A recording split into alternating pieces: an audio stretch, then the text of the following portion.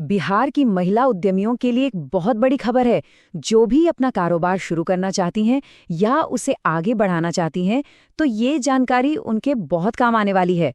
आज हम बिहार सरकार की उस 2 लाख वाली योजना के बारे में विस्तार से बात करेंगे, जिसकी चर्चा आजकल हर जगह हो रही है। तो चलिए देखते हैं कि आज हम क्या-क्या समझने वाले हैं। सबसे पहले, ये 2 लाख रुपए का वादा असल में है क्या? फिर कौन इसके लिए योग्य है? और एक बहुत बड़ा सवाल, क्या ये अनुदान है या ऋण? साथ ही पूरी आवेदन प्रक्रिया क्या है? और आखिर में कौन-कौन से दस्तावेजों की जरूरत पड़ेगी? तो चलिए सबसे पहले बात करते हैं इस योजना के सबसे बड़े आकर्षण की, यानी उस आर्थिक अवसर की जो ये दे रही है।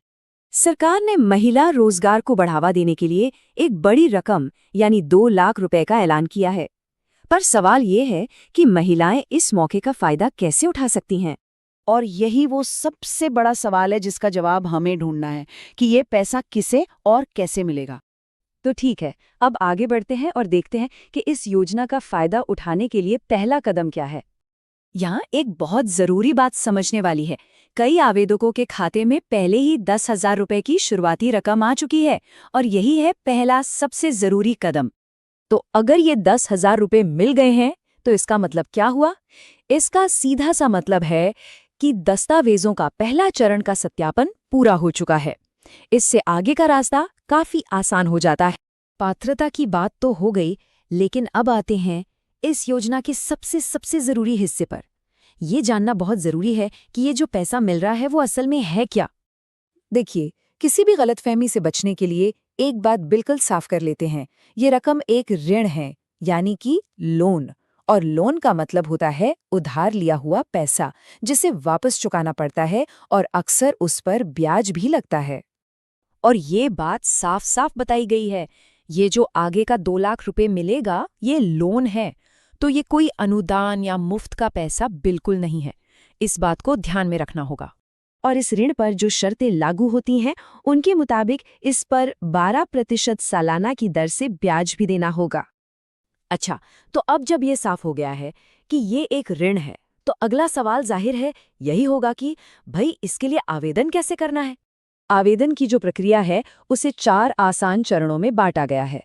सबसे पहले अपना कोई काम धंधा या रोजगार शुरू करना होगा। दूसरा, फॉर्म को ठीक बिना किसी गलती के भरना है। तीसरा, एक गवाह और जरूरी आधिकारिक हस्ताक्षर करवाना है। और आखिर में आवेदन को जमा कर देना है।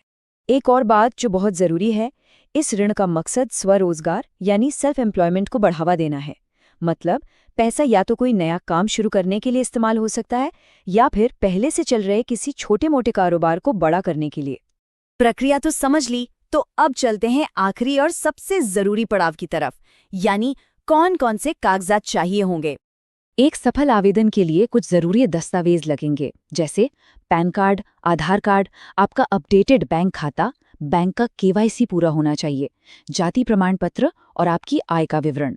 और हाँ, एक बात याद रखिएगा, इतनी बड़ी रकम के ऋण के लिए पैन कार्ड होना तो अनिवार्य है, मतलब मैंडेटरी है।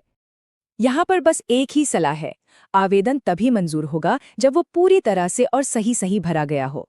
तो कागजी कार्रवाई पर थोड़ा ज्यादा ध्यान देना होगा, ताकि कोई भी छोटी मोटी गलती ना रह जाए।